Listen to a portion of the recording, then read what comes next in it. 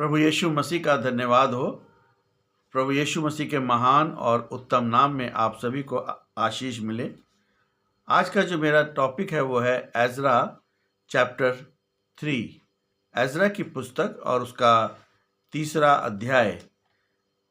यहाँ पर इस प्रकार से ये वचन जो है बातचीत करता है कि पहला कदम जो है वो एकता का है और हमारे व्यक्तिगत हितों को जो है हमें छोड़ना होगा।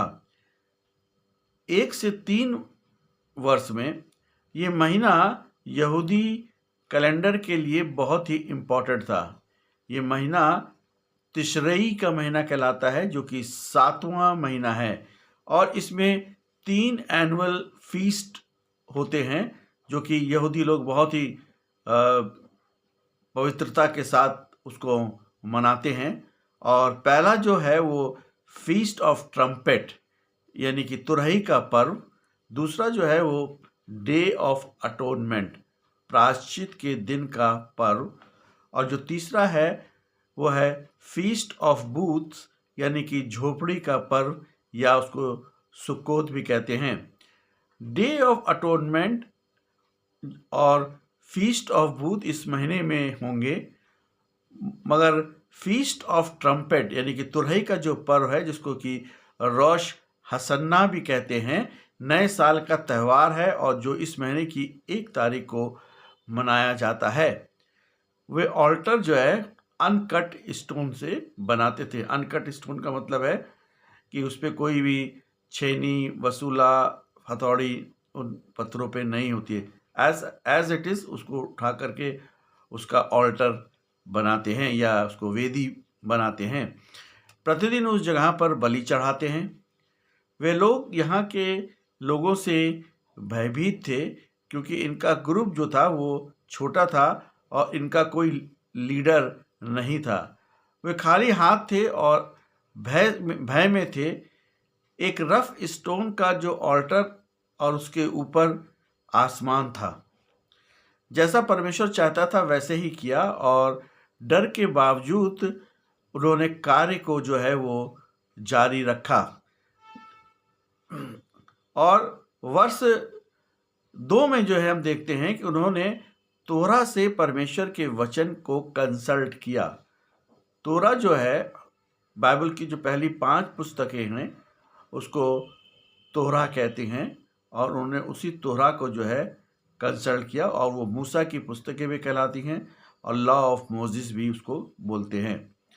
आत्मा और सच्चाई से आराधना की तो परमेश्वर को उन्होंने बड़े हृदय के साथ स्वीकार किया, और तुरंत सांझ और सवेरे जो है वो बलि होने लग गई। हम परमेश्वर की सामर्थ के बंधन में बंध गए पूरी तौर पर, कि परमेश्वर की सामर्थ पूरी तौर पर उनके जीवन में आ गई।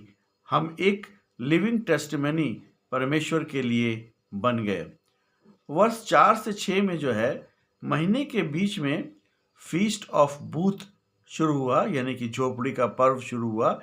ये फीस्ट जो है इस बात को बताता है कि जंगल में मिस्र से निकलने के बाद वो झोपड़ियों में रहते थे, और परमेश्वर की वफादारी को ये फीस्ट जो है बताता है कि परमेश्वर जो है वो वफादार है। मगर उनको इस बात का भी पता था कि उनका जो सच्चा घर है वो स्वर्ग में है।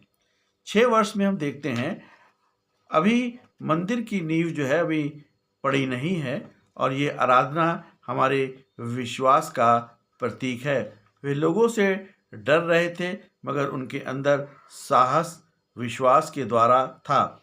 हालांकि डर था पर विश्वास से चल रहे थे।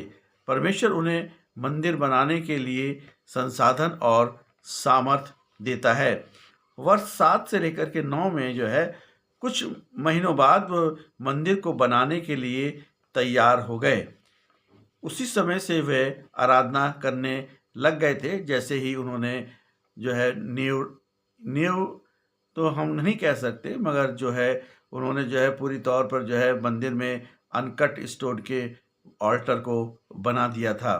तो वो कुछ ही महीनों में वे मंदिर को बनाने के लिए तैयार हो गए और उसी समय से आराधना करने लग गए थे, और वे मंदिर बनाने में जरूरी सामान खरीदने में व्यस्त हो गए।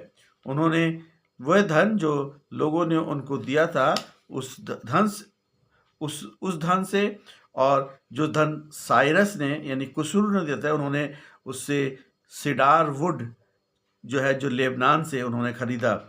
वे और भी कुछ सामान खरीदना चाह रहे थे, बाकी मटेरियल जो है सरकार के खजाने से आएगा। पहला बिल्डिंग का ढांचा यरूशलेम में बनाना शुरू किया और दूसरे वर्ष के दूसरे महीने में मंदिर बनाने में देरी होगी।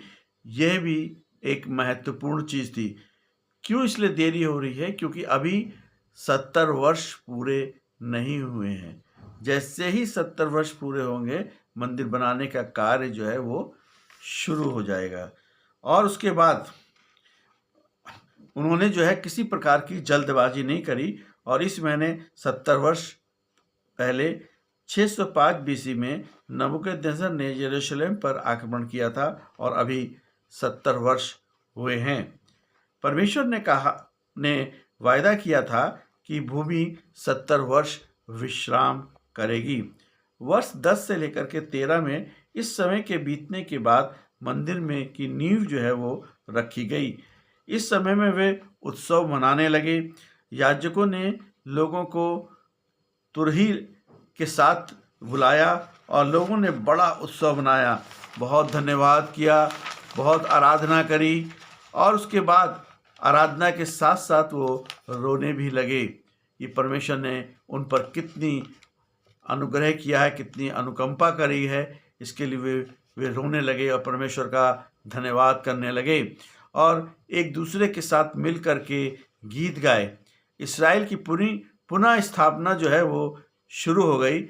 हम खाली हाथ आए थे, हमारे पास कुछ भी नहीं था। अब हम परमेश्वर की बुलाहट पर यहाँ इकट्ठे हुए हैं। धन्यवादी हृदय के साथ परमेश्वर के महान, अटूट और करुणा के कारण ये सब कुछ संभव हुआ है। परमेश्वर की महिमा हो और प्रभु यीशु मसीह का धन्यवाद हो। ये जो तीसरा जो है चैप्टर जो है यहाँ पर समाप्त हो गया है। कल मैं चौथा चैप्टर आपके सामने लेकर के आऊँगा। प्रभु यीशु मसीह आप सभी को बड़ी आशीष दे। आमीन।